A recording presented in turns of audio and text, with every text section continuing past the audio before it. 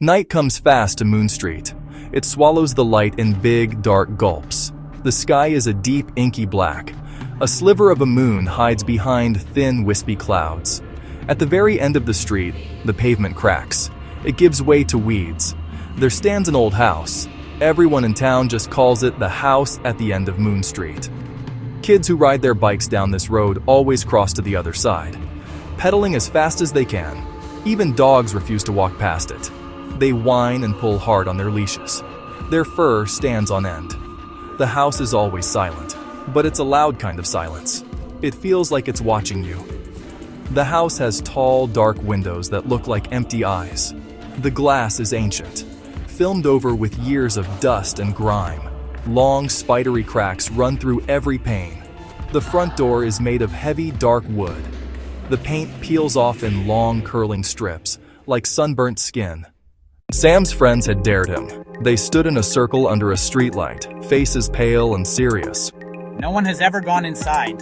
Bet you can't even touch the front door. Sam shrugged, trying to look braver than he felt. Now, alone, the dare echoed in his mind. The air felt colder near the fence. He shivered and pulled his jacket tight. He breathed in.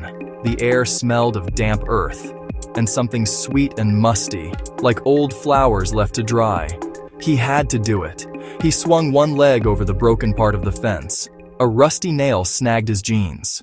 It was dark inside, but not completely. Moonlight filtered through grimy windows, painting long, pale stripes across the floor and furniture.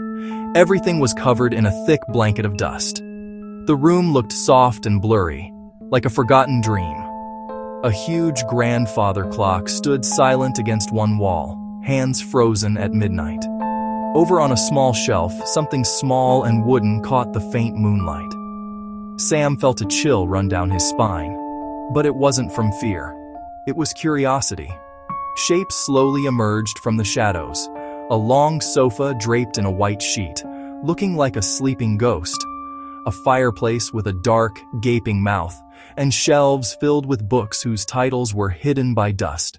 As the music box played its soft, sad lullaby, Sam felt the atmosphere in the room begin to change. The tune echoed off the dusty walls, making the large, empty house feel a little less menacing. He thought about the town stories, about the lonely woman who had lived here, waiting for someone who never returned. This song, it felt like her song. It was a song full of waiting and hoping. As the last notes of the melody began to fade, a sudden cold breeze swept through the room, swirling around him. It smelled faintly of rain and old dried roses, and it made the sheet on the sofa flutter like a gentle wave. Then, from a dark corner of the room, he heard it. A whisper. It was so faint at first. He thought it might be the wind through a crack. But then it came again, clearer. A soft, airy sound, like breath turning into a word. Who is there? It wasn't scary or angry. It sounded old, tired, maybe surprised. Sam stood still, hand on the open music box. His mind screamed at him to run, but his feet wouldn't move. He slowly turned toward the sound. Near the large front window, a high-backed armchair. He hadn't noticed it before. In the dusty glass of the window pane, a reflection began to form. The face of an old woman, faint and translucent.